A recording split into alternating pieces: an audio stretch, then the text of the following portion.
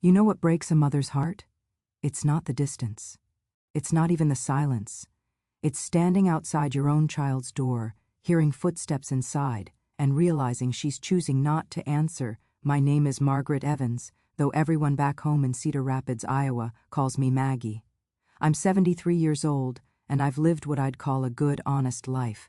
My late husband Robert and I raised 3 children in a modest 2-bedroom house with a front porch that desperately needed painting and a kitchen where the linoleum curled up at the corners. We weren't rich, but we were rich in love, or so I thought. This past November, I made a decision that would change everything. I bought a Greyhound bus ticket to Boston to visit my daughter, Victoria. The trip would take nearly 24 hours with transfers, but at my age, what's a little discomfort when you haven't seen your child in 3 years? Victoria, Vicky, I used to call her, was always the ambitious one.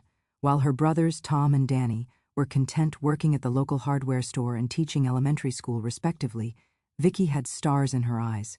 She got a full scholarship to Harvard Business School, and I remember crying tears of pride at her graduation. My little girl, standing there in her cap and gown, looking like she could conquer the world, and conquer it she did. By 35, she'd made her first million in tech consulting. By 40, she'd founded her own firm. Now, at 42, she lives in a brownstone in Beacon Hill that's worth more than everything Robert and I earned in our entire lives, combined. The bus pulled into Boston South Station on a gray Tuesday afternoon. My knees ached from sitting so long, and my overnight bag felt like it weighed 100 pounds, though it only held 3 days' worth of clothes and the tin of homemade snickerdoodles I'd baked. Vicky's favorites when she was little. I'd called her office the week before. Her assistant, a young woman with a voice like wind chimes, told me Ms. Evans was extraordinarily busy, but she'd pass along the message. I didn't hear back. I called her cell phone straight to voicemail. I sent texts that turned from blue to gray, delivered but unread, but I'm her mother. I thought if I just showed up she'd have to see me. The brownstone was even more beautiful than the photos she'd posted on Facebook 2 years ago.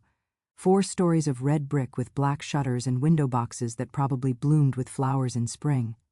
A brass knocker shaped like a lion's head gleamed on the forest green door. I climbed the steps slowly, catching my breath at the top.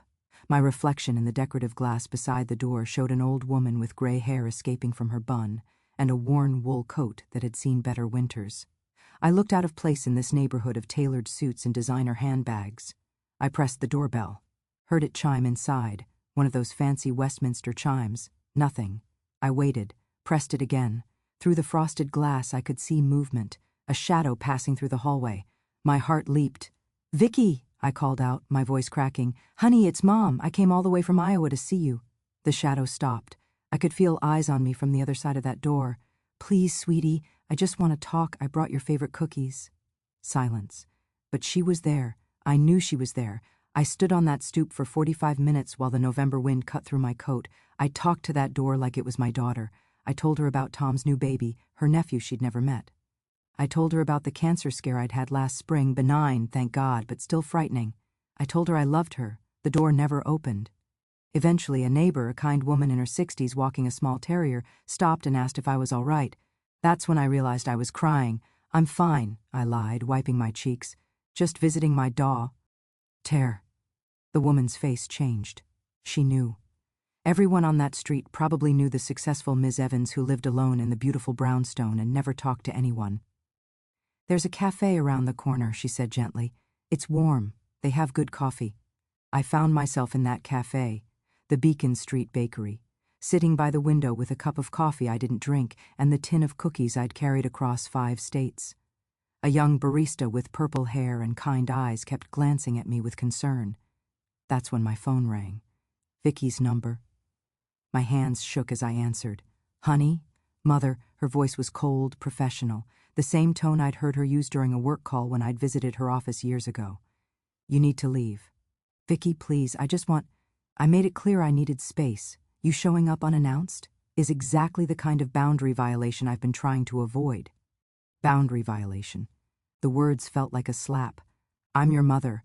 I traveled a whole day to see you. I haven't seen you in 3 years. Won't you just—" "I'm calling because I don't want you waiting on my doorstep in the cold. I'm not going to see you. Please go back to Iowa." "But why?" The words burst out of me. What did I do? Tell me what I did wrong so I can fix it." There was a long pause. When she spoke again, her voice was different, tired maybe, or sad. "You didn't do anything wrong, Mom, that's not the point. Then what is the point? Help me understand. I've built a life here, a life where I'm not the poor kid from Iowa whose mom worked 3 jobs and whose dad died without life insurance, where I'm not the scholarship student wearing thrift store clothes. I've worked so hard to be someone else, and every time you're around, I feel like I'm pulled back into being that person I was, the one who was never good enough." My throat closed up. "You were always good enough. You were perfect. I was never perfect, not to Dad. Nothing I did was ever enough for him." The memory hit me like a freight train. Robert, after Vicky's Harvard acceptance, saying, "It's a shame they don't give scholarships for being humble."